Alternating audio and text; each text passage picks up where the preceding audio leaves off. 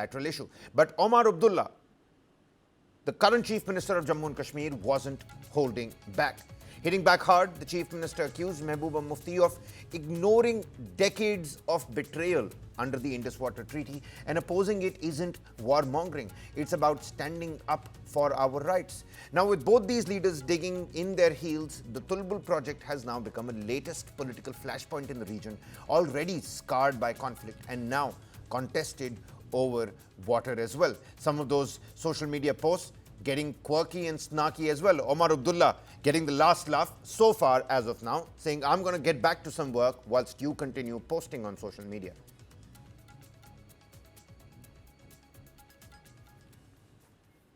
Now, days after India notified Pakistan that it was placing the 1960 Indus Waters Treaty in abeyance, Islamabad has, for the first time, signalled a willingness to discuss Delhi's concerns about the treaty. The Indus Waters Treaty, signed in 1960, has long been a cornerstone of water sharing between India and Pakistan. However, recent geopolitical tensions, particularly following India's Operation Sindoor, have brought the treaty into question, prompting Pakistan to seek negotiations and India to call for a review of its terms. What is the Indus Waters Treaty and why is it significant?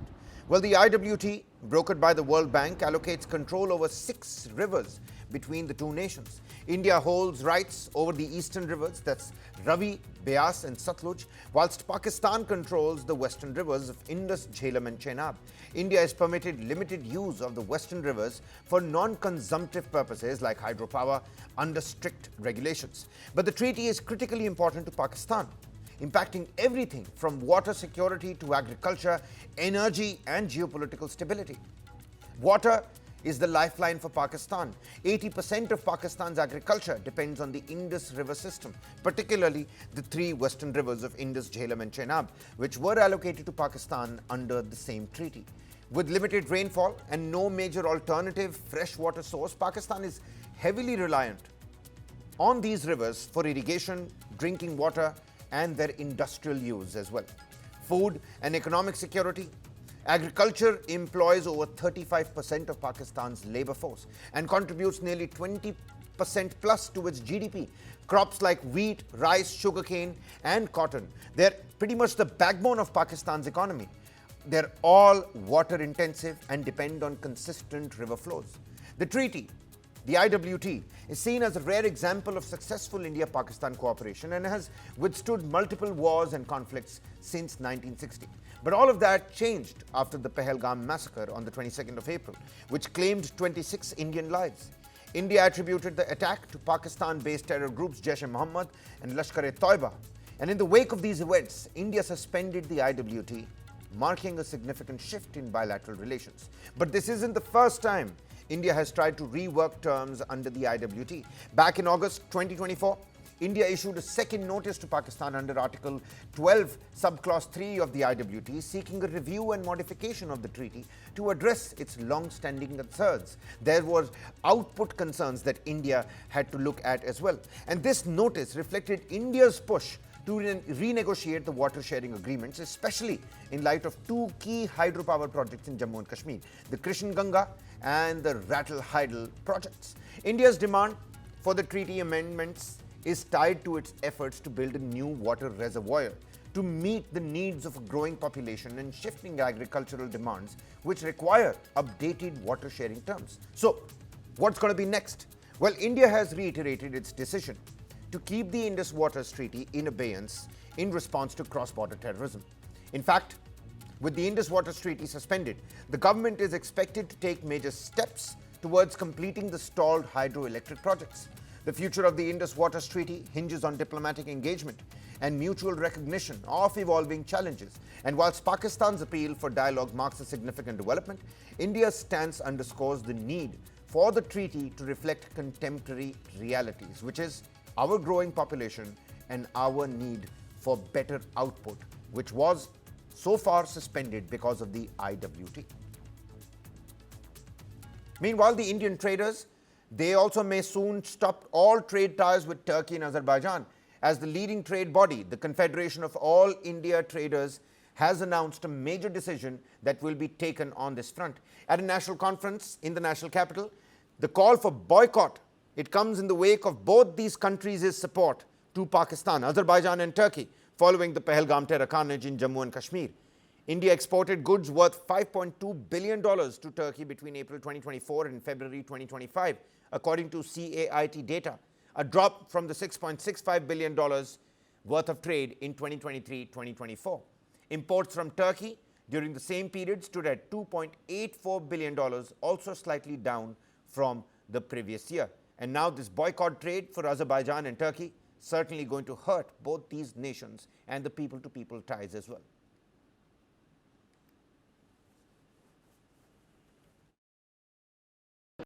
मैं इतना ही कहूँगी, आज मैं confederation of all India small traders के इस संकल्प से अपने आप को जोड़ती हूँ कि भारत का छोटा व्यापारी माँ भारती की शान में न सिर्फ भारत की अर्थव्यवस्था को सशक्त करने में योगदान दे रहा है, साथ ही भारत को आत्मनिर्भर और मेक इन इंडिया के सपने को साकार करने में पूर्णतः समर्पित है। आज फेडरेशन की ओर से, सभी ट्रेड एसोसिएशंस की ओर से जो बॉयकॉट का कॉल दिया गया है, वो भारत के उन वीर सपूतों के समर्थन में है, उन वीर नारियों के समर्थन में है जो देश की सरहद को सुरक्षित रखते हैं। And not just the CAIT, Mumbai's marble traders have also said that they will stop marble trade with Turkey. Marble traders of Rajasthan and Delhi have already made resolutions to not trade anymore with Turkey. We've got some ground reports and exclusive conversations. Take a listen. अब व्यापारी ये कह रहे हैं कि हम Turkey का साथ नहीं देंगे और वो पाकिस्तान के खिलाफ तो थे ही, अब टर्की के खिलाफ हो गए हैं। हम इनसे बात करते हैं। सर, सबसे पहले आप बताएं कि कितना विरोध है यहाँ पर व्यापारियों में? देखिए, व्यापारियों में तो बहुत विरोध है। अब जैसे हम लोगों को पता चला है कि एपीएमसी ने जो एप्पल आते थे वहाँ से वो बंद किए हैं। हम लोग की भी मीटिंग हुई है कि हम भी अभी टर्की का विरोध करेंगे ताकि टर्की से व्यापार ना हो।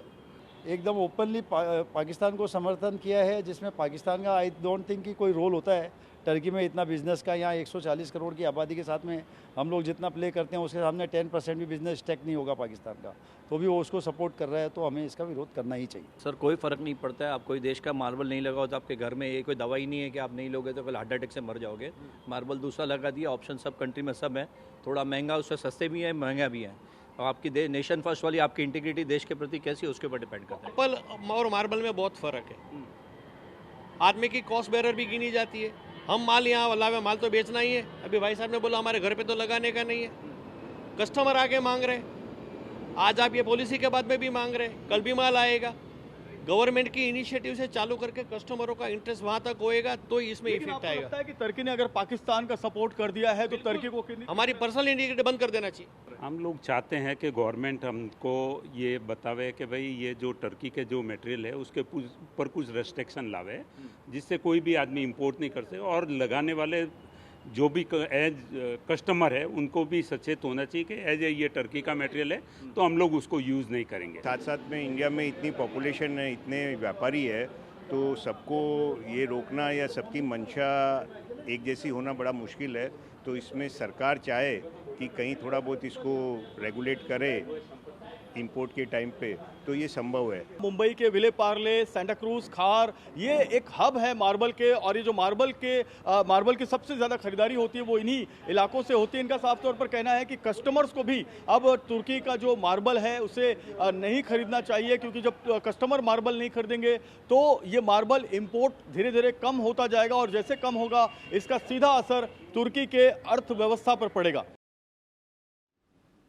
All in all, collectively, the Indian tourism meant 4,000 crore rupees into Azerbaijan and Turkey.